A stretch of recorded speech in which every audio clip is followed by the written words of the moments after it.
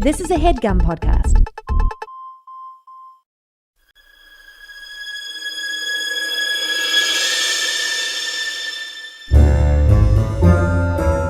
Oh, yeah. Welcome to A Funny Feeling Podcast. I'm Betsy Sidaro. And I'm Marcy Jarrow. This is a podcast where comedians tell us their paranormal experiences, and we listen to yours as well. Oh, yeah. And if you have one of these paranormal experiences that you want to share with us, please email it to us at funnyfeelingpod@gmail.com. Now get cozy. And prepare yourself to be scared silly. This is a Funny Feeling podcast. Betsy. Marcy. I am truly, we say we're excited when we have a guest, but I'm having a real fangirl moment with our guest today. I know. Put your boobs away. Quit flashing them. Oh, God. I'm going to be canceled. I'm not going to do too much vamping because you want to just talk to him. Yes. Anyone who listens to this podcast, I cannot imagine there is a world in which you haven't tuned in to his podcast, mini podcast. Yes. We have from Campfire and the Paranormal podcast, Jim Harold. Whoa. Hey guys, how you doing? Thank you for having me on the show. I appreciate it. Oh, We're so pumped. so excited. We were texting each other of just like, I can't believe it. Oh, it's very kind. No, I'm glad to be on with you guys. And we did a campfire call and you got some great spooky stories you shared with me. So, no, I'm loving it. It's great. Thank you again for the opportunity to talk to you and your audience. It's so exciting. I started listening to your podcast in 2016 to tune out that weird little election we had that year. Yeah, that was a strange little thing, wasn't it? That was just a dream. That was all a bad dream. Truly, I was so stressed out by any other media that I started exclusively listening to ghost stories, and it made me so much calmer. Yeah. Yeah, much less spooky than our political scene then and now. Yeah, So, Truly. Yeah, give me a nasty little kid ghost any day over 2016. Now, you were telling us before about your podcast being the longest running podcast, a paranormal podcast. as far as I know, now I always couch it in those terms because somebody could come out and say, hey, I've got this show. But as far as I can tell, the Paranormal Podcast, which was my first podcast, which I continue to produce to this day, is the longest running paranormal podcast on the internet. I started in the summer of 2005. Wow. Now, there are other people, great podcasters, Dave Schrader, the folks over at Paracast, who started shortly after me. And they're still going too. But just for pure longevity, I think that the Paranormal Podcast is the longest running. And the funny thing about that show, it was so early that I got the name The Paranormal Podcast, which I've since trademarked, by the way, no joke. Smart. Smart. But the thing is that it was like, I'm not the sharpest knife in the drawer, but I'm like, okay, I'm going to do a podcast, and it's about the paranormal podcast, what can I call it? Paranormal Podcast. And now all the gurus say, never put podcast in the name of your show, but I figure I'm grandfathered in because yes, you're allowed. I was doing a long time ago, so I wouldn't do that again with something. But that name stuck, and I've been doing that show since 2005. That's interviews with authors and experts as much as one can be on the paranormal. And then Jim Harold's Campfire came along in 2009, and that's a show where regular folks call in with their spooky stories, and we do that every week, 90 minutes. Wow. Yes. No shortage of stories. No, that's the amazing thing. We were talking, Marcy, before we hit record here. The stories never stop. And not only do they never stop, they always throw me for a loop. I just had a story maybe 2 or 3 weeks ago, and it was a gentleman talking about his grandmother in Pakistan. And his grandmother was kind of a feisty, strong woman. And one night she's at the family home and she thinks there's a man smoking a cigarette out front. And she doesn't know who he is, so she's going out to shoo him away. She goes out, and it is not a man smoking a cigarette. It's a disembodied hand smoking a cigarette. What? And the thing is, I've been doing this show for almost 14 years. I have almost 600 episodes. I've talked to thousands of people. I've never heard a story like that in my life. And this is like 2-3 weeks ago. I mean, that's the thing I love about Campfire, and I'm sure you guys have the same thing with your show, is that there's always something new. There's always something amazing and unexpected. Yeah. That's disgusting, by the way. Yeah, I mean, doesn't he know smoking is bad for your health? Yeah. Come on. Your whole body will fall off of your hand. Come on. If you think about it, the amount of people who smell cigarette smoke from like ghosts, it's like finally they can enjoy their cigarette on the other side knowing that they will not get cancer because they are already dead. That's true. Well, the weird thing is for me with cigarette smoke, I mean, like growing up, like in the 80s, like tons of people smoked, and my mom smoked like a chimney. Yes. And I never smoked. I never noticed it. And then, now that I've been in a non-smoking household for, 25 years or whatever, it's like, get that away from me. Get that smell away from me. And I used to live in it. It's just it's a weird thing. But anyway. Yeah, where like every bar, even just in the early 2000s, like in college and stuff, you were allowed to smoke. And then now if somebody's like kind of next to a restaurant, I'm like, come on, man. How are we supposed to enjoy our food? No, things have changed, definitely. But don't smoke. Don't smoke. Don't smoke. Don't smoke, guys. Don't smoke. What do you think got you into the paranormal? Like, when did your interest start? I know exactly what got me into it. I think that, I'm a little bit older than you guys. And there was a show back like in the late 70s when I was very young, elementary school. I mean, I could barely walk. You were a real late bloomer with the walking, though. So young. But huge, so young. No, but anyway, you wouldn't believe how young. But anyway, Leonard Nimoy and In Search Of. And he would do this weekly show, and it was syndicated, and it was shot on old film stock. So it was grainy and just spooky looking.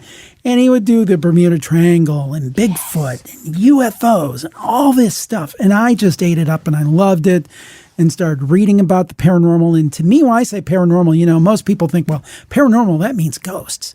Yeah, and UFOs and Bigfoot and other cryptic creatures, and life after death, and near-death experiences. So I'm a big tent guy with that. Yeah. But anyway, it got me fascinated by it.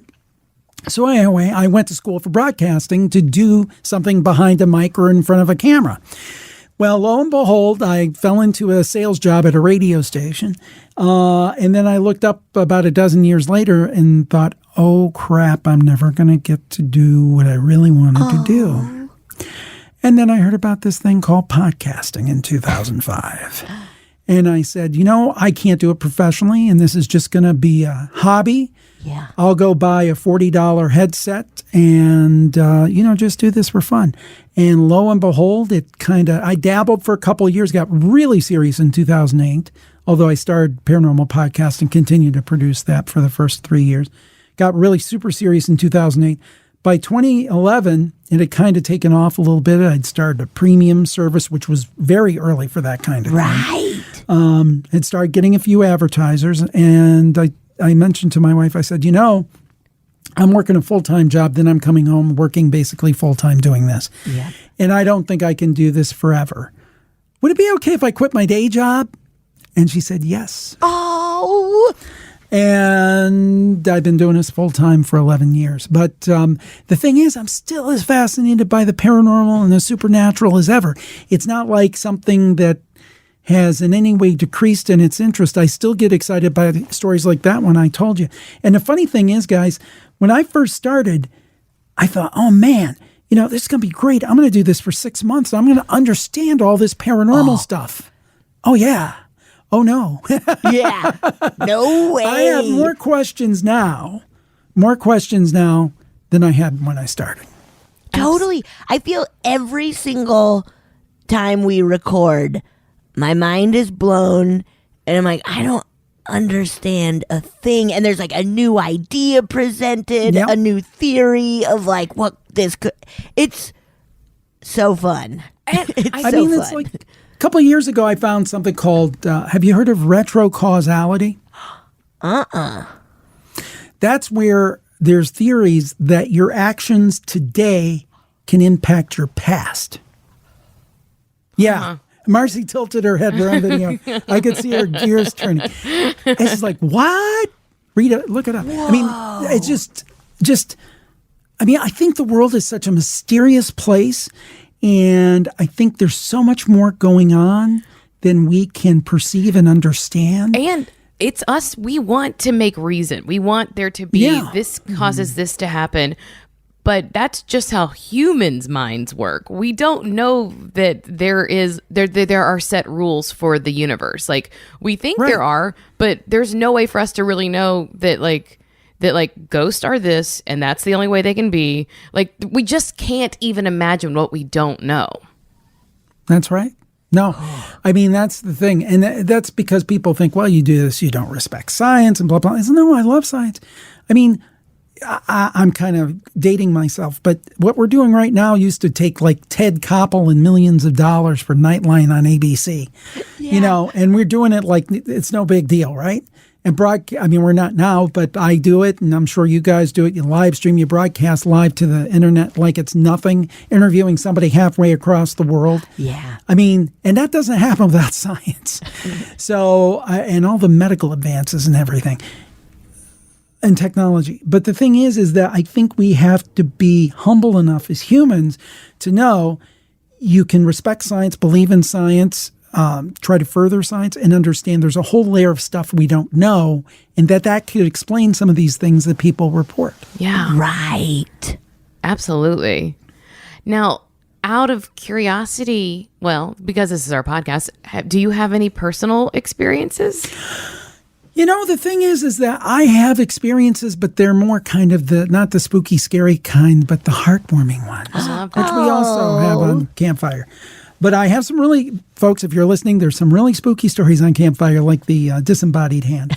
But one that happened to me, I think, kind of shows how our past loved ones sometimes try to reach us. Maybe not by just showing up, like saying, "Hi, Jim, I'm here," but they show up in different ways. This happened to me about, almost 6 years ago now. I was on a paranormal cruise. I was a speaker on it. Cool. It was cool. And we had some great people and speaking, and then there was me. Another great person. And I actually had a cold when a cold was still a cold. But anyway, so I ran to the cafe on the ship, got some coffee to warm up the old pipes. And basically to get ready for the speaking thing, which was like a half hour or something. So anyway, I had to pass through the ship's casino. And they had this huge claw machine with the claw that comes down and it picks up, in this case, money. Now, if you find those at like drugstores and stuff, they pick up stuffed animals. Well, that happened to be one of the favorite things, ironically, of a late uncle of mine. He was like a second dad to me. He had died in 2013. And I passed that and I had a very strong thought of him. I'm like, man, I wish he were here. Oh, I wish he were here. He would love this, because he would go into a place and drop like $10 playing a stupid game, trying to get a little stupid, doll that was worth 57 cents. And this is for money. And he would probably lose, but he'd have such a good time doing it. So I said, man, I wish he were here. No sooner than I have that. And by the way, one of the attendees of the group who I had gotten friendly with was playing the game. So I think that's why it caught my eye. I noticed. So anyway, the guy's playing the game. This woman walks up to the machine, cups her hand to her mouth. I swear to God this happened. Strike me dead if it didn't, because it happened.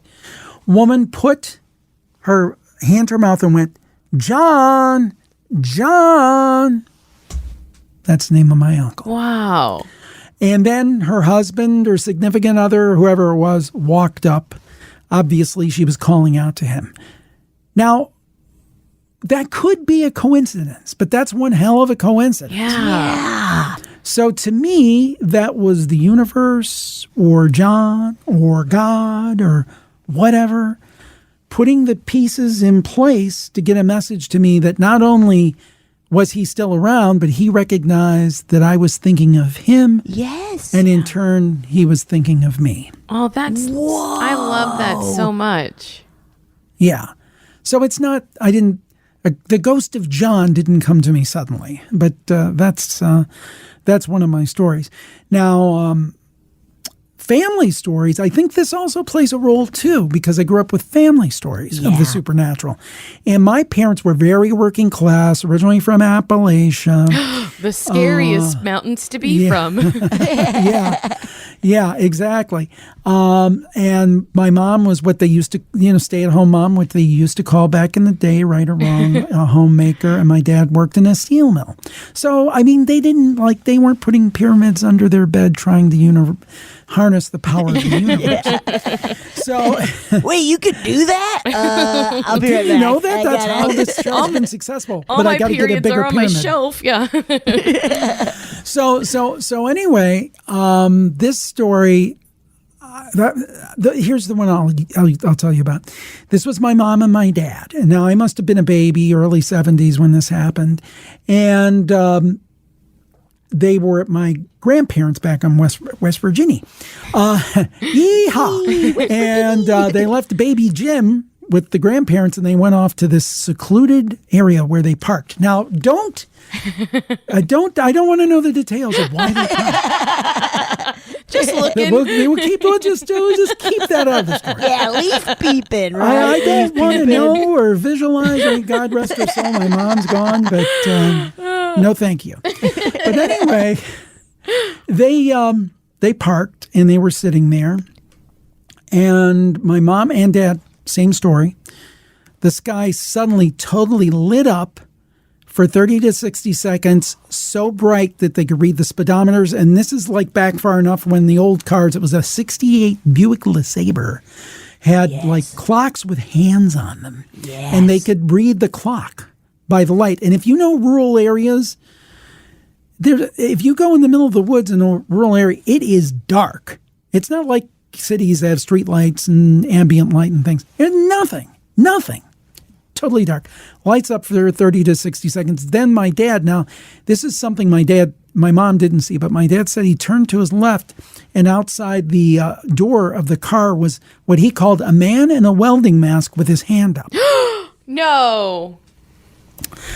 Yeah, and then they said, well, let's get the HEL double hockey sticks out of there. They're driving out, and then in the words of my mom in her West Virginia accent, then I saw a bunch of the biggest birds on the bank of that side of that road I ever saw in my life, Jimmy. Yeah. And that was the story. They came back home thinking, in subsequent days they would hear something in the news about an explosion or something. Nothing.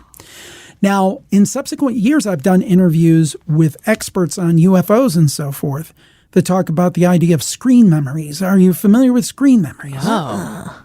Screen memories, especially when it comes to UFO experiencers, are when they see one thing that is serving as a screen for what they actually saw. Whoa. So there's one guy his name's Mike Cleland, and he's done a couple of books on owls and people recalling experience with owls surrounding UFO experiences. But his theory is that they're not really seeing owls. They're seeing aliens. So I had asked him, it occurred to me while I was interviewing him, I told him this story. And he said, yeah, could have been a screen memory. Maybe they saw aliens. But who knows?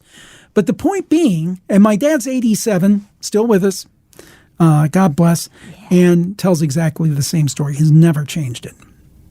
That's never changed it. incredible. So I think that, and there's another great ghost story we have in the family. I think those may have also helped set me up for this. And ironically, that oral tradition of telling spooky stories became basically my career, which is kind of a weird full circle. I mean, it makes perfect sense though that parents who say nothing of entertainment our whole lives, then tell you a great ghost story and it sticks with you forever. And you're like, that's what I want to hear. Because, you know, they just don't talk to kids that way, you know? Right. Yeah. So to hear that kind of story from family, that makes perfect sense. To like, I was a little kid. I mean, they told me probably the first time I was 5 or 6 years old. I mean, because they always treated me in a, you know, they were protective, but they always spoke to me in a very adult way. And in some ways, I don't know if that was a lack of sophistication or whatever, but I actually preferred it. Yeah. So they never hid a lot of stuff from me. Yeah. So let's have a dinner time conversation about nuclear war, Jimmy. You know, the Soviets have a lot of missiles pointed at us, but that was kind of dinner table conversation. But the point being that I think that exposure to those kind of stories, and one of my favorite things when I would go back to Appalachia over the summers was sitting on the porch and hearing people tell stories. Yes. And one of my favorite kinds of stories were those spooky stories that people would tell. I just always loved that kind of stuff. So I guess, you know, when I started Campfire, I never thought it would basically become my career, but it kind of makes sense that it did. Yeah. And especially with your parents believing it or being like, no, this act, like not trying to hide it and be like, it was, oh no, it was, we saw, it was nothing. It was, but being like, dude, we saw this. Like, I think that opens up a lot for the love of paranormal when your parents are also like, yeah, man, this happens. And they never said it was aliens. And that's my suggestion. Or they just said, this is what happened. Yeah. And you can take it for what it's worth. We're just telling you what happened. Yes. The explanation, I don't know. Yeah. Yep. Now, because Ooh, I got chills. Because you mentioned Appalachia, I am on a side of TikTok, guys, I love TikTok, where I often get like these people cryptically talking about all the stuff you're not supposed to do in the Appalachian Mountains. So do you have any like old folklore that you heard, like don't do this or this is a thing that will happen, like the like if someone calls your name, don't answer after dark, you know, like those kind of things that I've heard? No, but I've got some like sayings. Okay. My nose is itching. Somebody must be coming with a hole in their britches. That was one of my mom's. Can I do a light curse on this show? Oh, please. Yes, Yeah. we're terrible people. We're bad. And this is I'm not speaking to the grammatical correctness of this. This is something my mom used to say. Your ass is grass. Now I'm going to be the 10-foot lawnmower. 10-foot lawnmower. Let's see. That rules. Yeah. So I can't think of any like. I can't think of anything. I'm sure as soon as we get off of here, I'll think, The superstitions. But Yeah. there's a couple of little idioms for you. Yes, because I feel West Virginia is very spooky. I mean, everywhere is spooky, but is. like there are really specific things that come out of West Virginia that you hear about. Yeah. Yeah. And the thing is, I grew up in Ohio in the Cleveland area. Yeah. But I went back there every summer. So I got a little bit of that, which I wouldn't trade in. I thought that was great. And it kind of, because I grew up in like a gritty industrial area, which is really interesting to me because I grew up in the city, not a suburban kid. And, I could literally see smokestacks with fire coming out of them outside my front door. Not joking. Yeah. They were what they call BOFs, blast oxygen furnaces. And then if I turned to the right, I could see I didn't live on the wrong side of the tracks. I almost lived on the tracks. But so interesting to me, there are multiple kids, they're not kids anymore, far from it, say they're my age, but ended up dedicating a lot of their life to kind of supernatural and spooky stuff. There's a pair of sisters who do a lot of crafting, and it's all along a paranormal theme, and they go out and sell it. I've got another friend from elementary school who's a great artist, but he's really taken to live streaming and doing like an old school horror host show like they used to have, with the horror host. They'll show like a public domain movie and him and his wife dress up in spooky stuff and do that. I mean, and all these things are unrelated. So I'm almost wondering, in that gritty industrial area where I grew up, is there something in the water? Yeah. Yeah, truly. Or maybe it was just the nature of the place where we grew up, because it was kind of mysterious Yeah. and spooky. Yeah. And actually, not too far from the site of some of the Cleveland had one of the most I guess infamous serial murder cases, the Torso murder case, which Elliot Ness, when he was in Cleveland, I think after Chicago, tried to solve, and he couldn't. But anyhow, I think some of the early bodies were discovered just a few miles from my house where I grew up. Chill. And the guy that they suspect of doing it was supposedly one of the suspects was a doctor in the hospital where I was born. Too close for comfort. So, I mean, I think that was like an old version of the hospital, then they rebuilt, because it was like the building I was born in was probably made in the 50s. Yeah. But it was the same name and everything, St. Alexis Hospital. Torso killings, if you're interested in creepy cases, historic cases, that's an interesting case. Torso, because they would cut off the head and the hands and leave the body. Yeah, not good. Not good. Yeah, that'll ruin your whole day. That's a bummer. But the point is, I guess I came by spooky. That's a very long way. I'm saying I came to spooky stuff very naturally. Yeah. I always say I'm from Louisiana, so there's no way to avoid it. Yeah, I would think so. It's a spooky, it's a spooky absolutely. place. Yeah. Yeah, Marie Laveau and all that. Oof, yeah. I often visited Marie Laveau's House of Voodoo on Bourbon. It was like always when I'm down there, I always just pop in. And once I had a psychic reading with the oldest psychic in the city, and she gave me and all 6 of my friends the exact same reading. If it's a good one, you might as well reuse it. We're all going to have a boy and a girl. Well, on psychic stuff, I kind of think I'm of two minds about this. I think there are absolutely people who are disingenuous and try to take advantage of people. I think they're out there. They're out there in every walk of life. I think, if you have a bad car mechanic, but it's a little harder to figure out if you've got a bad psychic. So I think they can prey upon that. But I do think there are people that have gifts. I'll give you an example. Early on in doing the show, I had a psychic on by the name of Carol Obley. She's out of Pennsylvania. And I was having callers call in and, doing like little mini readings. I had my wife call in, but I didn't tell Carol it was my wife. She would have had no way of knowing. Also, my wife, up until the last couple of years, was never on social media. She hates social media. So anyway, I'm like, we've got Dara on the line, Carol, and she wants to know who you see. And my wife was kind of looking for the spirit of her mom who had died in 2001. That's what she had her mind on.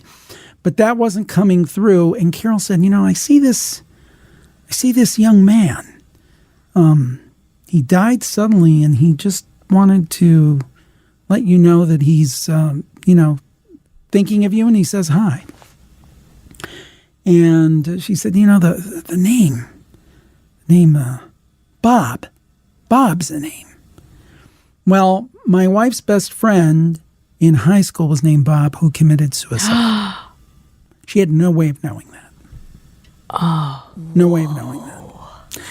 No way of knowing that. Wow. So either it was like, A, the world's biggest coincidence, the world's best guess, or she's psychic. Yeah. Right. That's incredible. Yeah. And I've also wondered about psychics. Sometimes could they actually be reading minds and not knowing it? In other words, a psychic comes along with the idea, I can get this message, and they can, and it's real, but they're reading the mind of the person they're reading. I wonder if that happens sometimes. And that is a theory that's been discussed in the paranormal. But that being said, I believe that people do possess genuine psychic gifts. Does that mean everyone who claims that they does? I don't know about that. But I think there are people that have those gifts. I always joke I'm psychic as a board.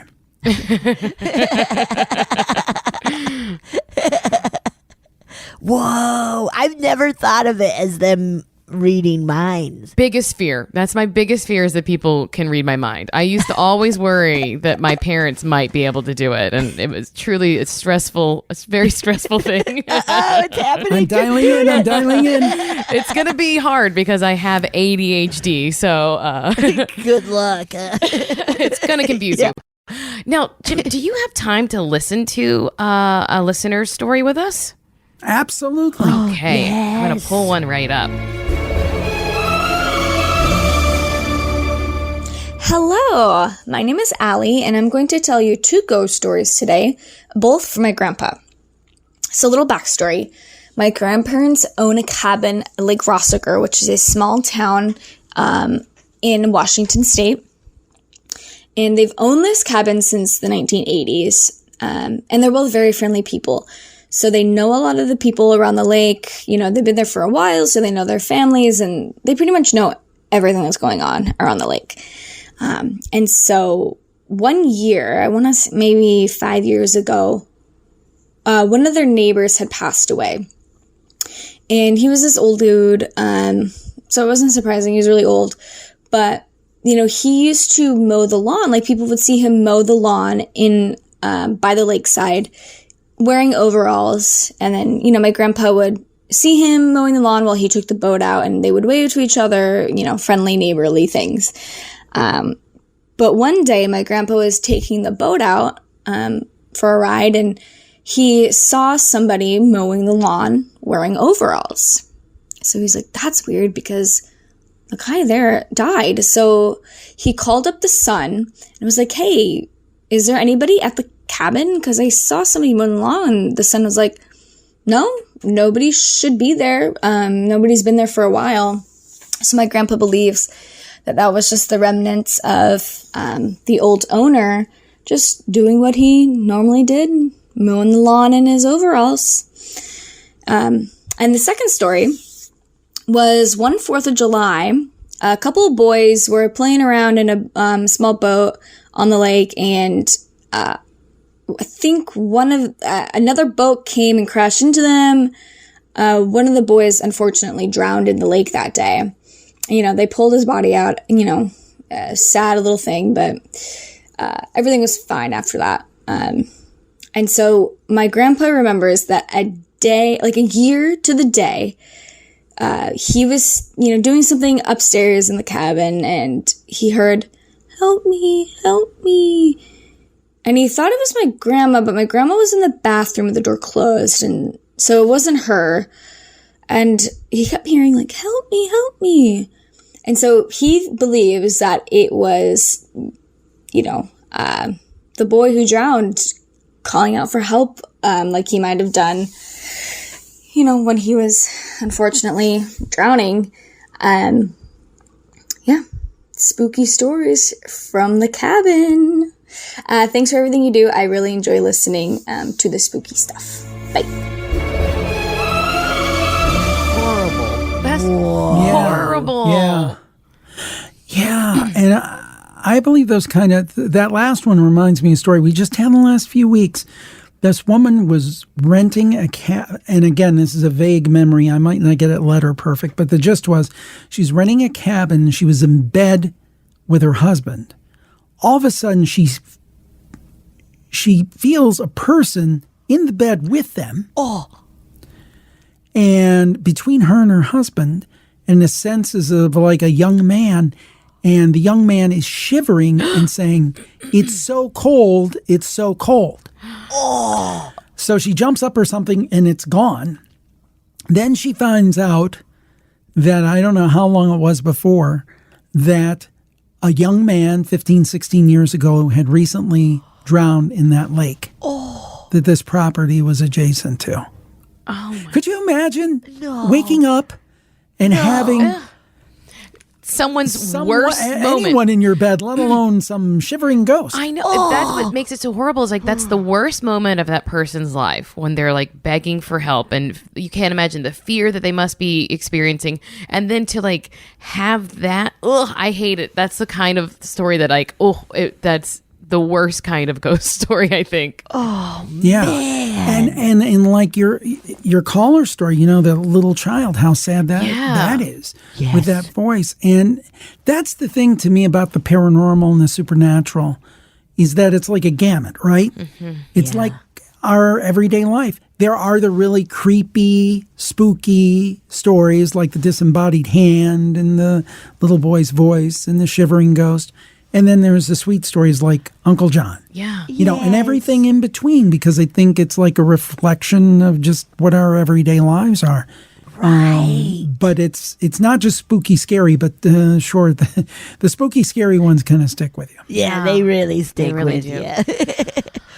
Whoa. Jim, this has been such a pleasure to have you on. What an honor, too. Yeah, thank you. My honor. Please tell our listeners where to find you and all your amazing podcasts.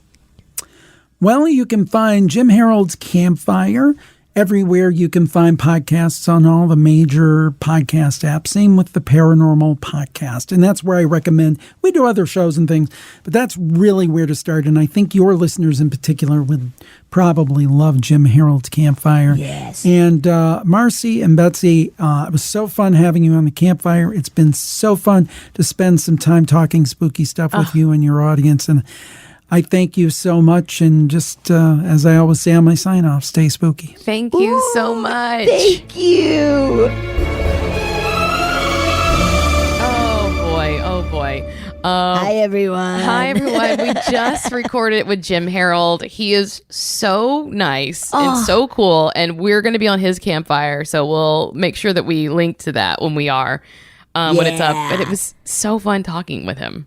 And he had a really fun background. Like, he was in a very fun room with, like, a Frankenstein head and an alien head, I mean, jellyfish. He's a pro. He's a real pro at this. He is a pro. Oh, God. I can't believe I didn't even realize podcasts were around in 2005. But I think I was still very much like, what's the internet, man? I think maybe not even in 2005 yet, but once I got an iPhone, which probably was like 2007 is when I started listening to podcasts. But I was listening to Loveline, which wasn't really a podcast. It was just put on iTunes, and then I started listening to Savage Love. I guess I was really horny.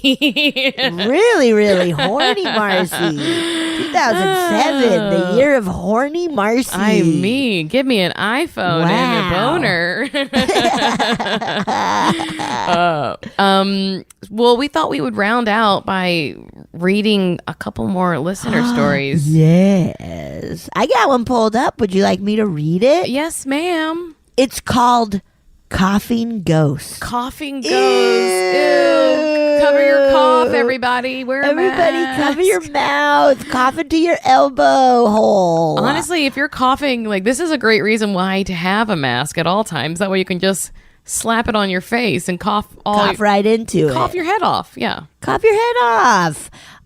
Okay, here we go. Hello to you wonderful humans. Here is a story about my wildly haunted apartment. Ooh. My husband and I lived in a townhouse-style apartment for about 4 years, and there was an invisible built-in roommate that no one told us about prior to signing our lease. Rude.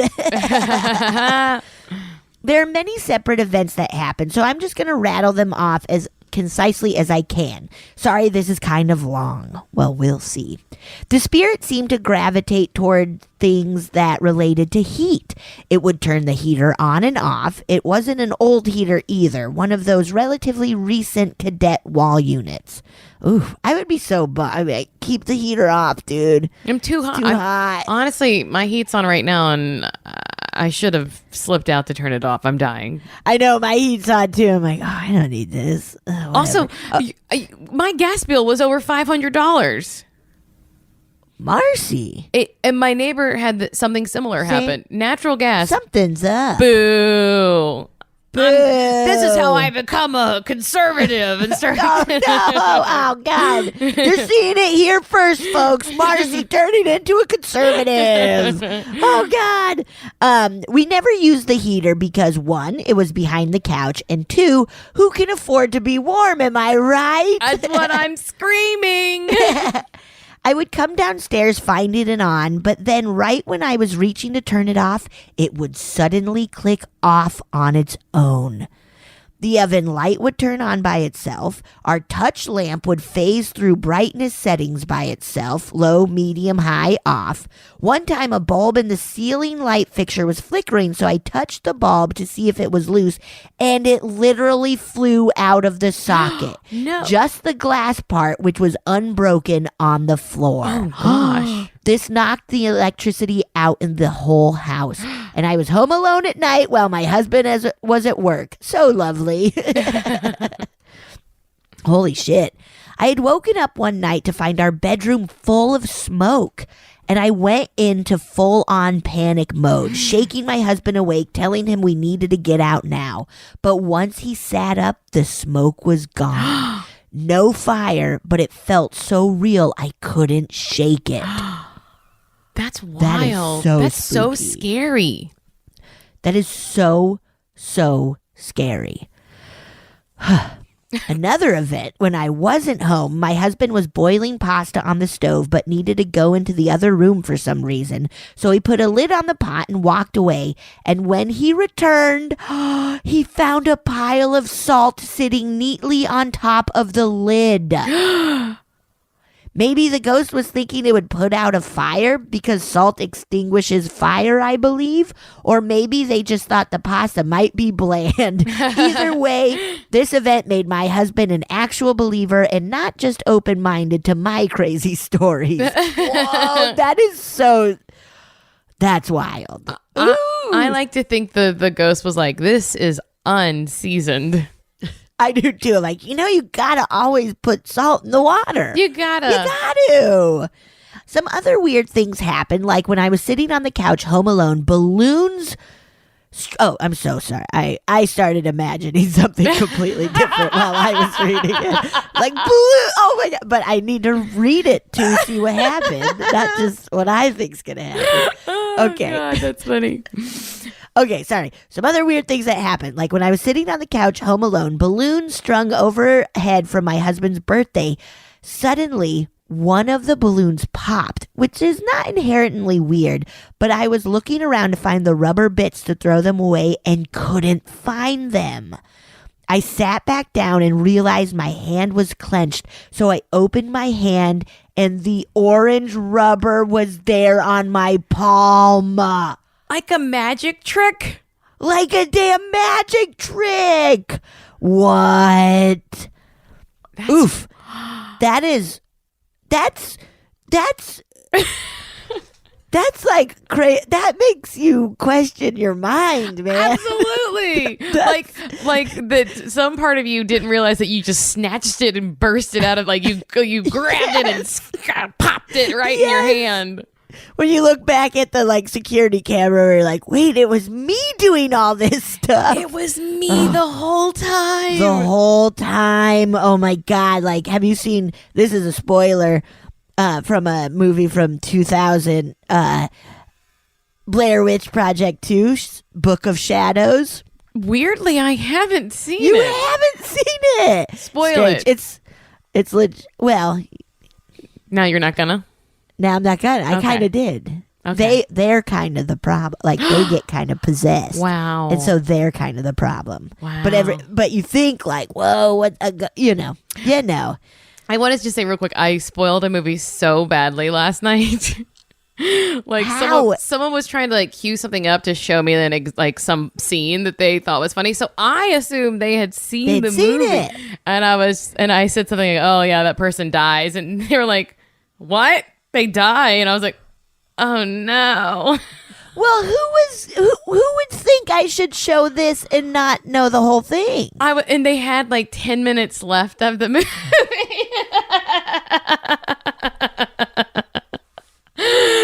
That's so funny. What are you gonna do? I was like, I feel really bad. Is it a pretty new movie? No, I don't want to say what it is because then of if I course. spoil it for everybody. Although I will say it is a remake and a remake and a remake, so they should have known. Whoa! Just like what, Romeo and Juliet or Yes, something? I was like, they're gonna die. die. Everybody dies. But he's not really dead. It's gonna really, or yeah, one of them is not really dead, and then the other. Oh, brother. Oh man. Anyway. That same night, I was still sitting on the couch, obviously having a night of luxurious laziness, just watching TV. In this apartment, there was the living room, which led into a tiny dining area, and then a right angle into the kitchen. The fridge was roughly lined up with the TV, but with a wall between them. I had my elliptical situated next to the fridge, sticking out into the dining area. The layout was tiny and weird, so I had to get creative when arranging things. Hey, we get it. There was a canister of cookies on top of the fridge that had been there for months. One of those tin containers of long wafer cookies. Yum. It was tucked next to the boxes of cereal, not near the edge. While I was just chilling watching Bob's Burgers, the canister flies off the fridge over the elliptical and crashes in the living room in front of the TV. This means it made a right turn in the air and had enough force behind it to not just fall onto the elliptical, but go several feet into another room. Perfectly good cookies wasted and a big mess for me to sweep up. Also, all of us who had lived in the apartment, my husband, my brother, and myself, had fallen down the stairs at least once while living there. That shouldn't be funny, but it did make me laugh. I did not see that coming.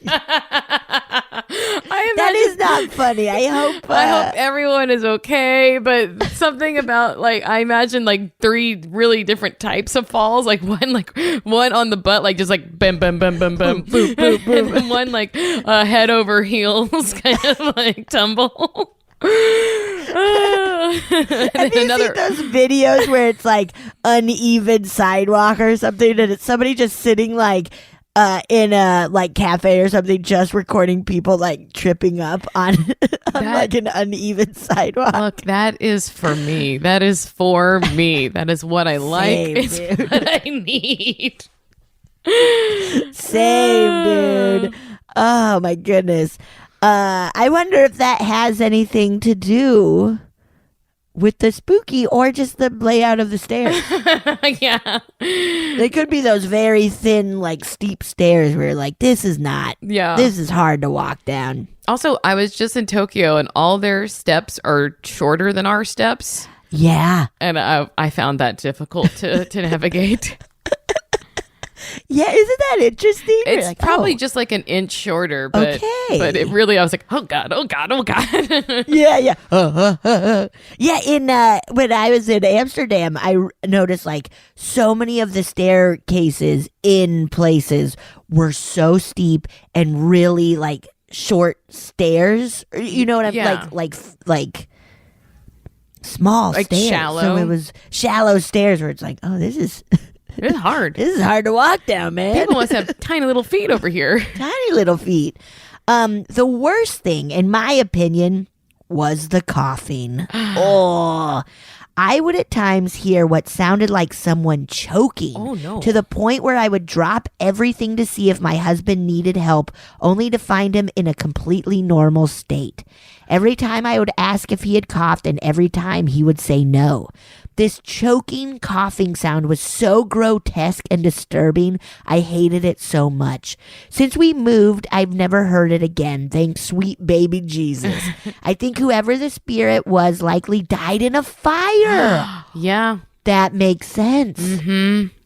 Oh my God. They didn't feel malicious, just distressed. I hope they will eventually pass on. I have so many more stories, but this is super long, so thanks for reading. And thank you for this podcast. It brings me a lot of joy. Take care. Balloons. Send in your other stories. Balloons. Thank you. Wow.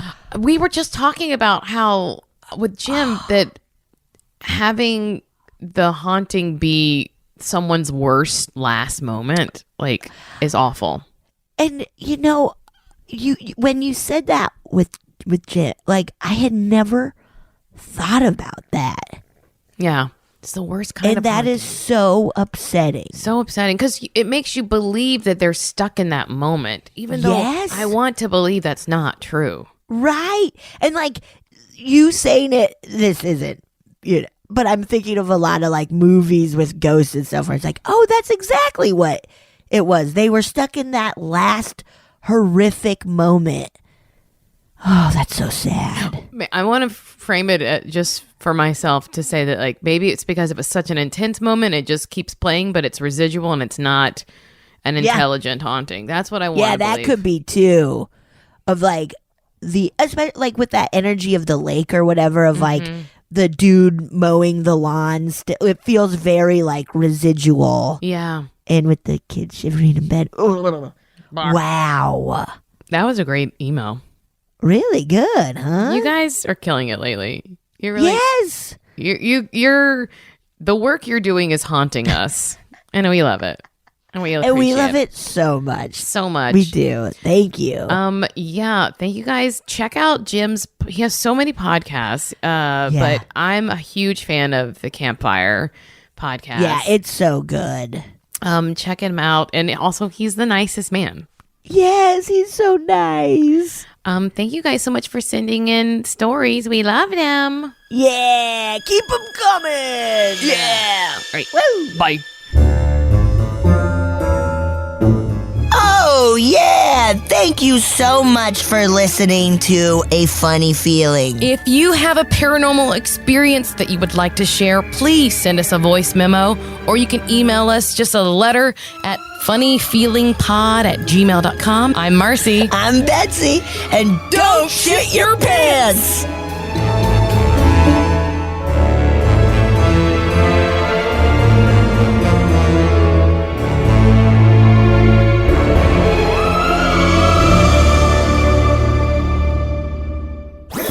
That was a HeadGum podcast.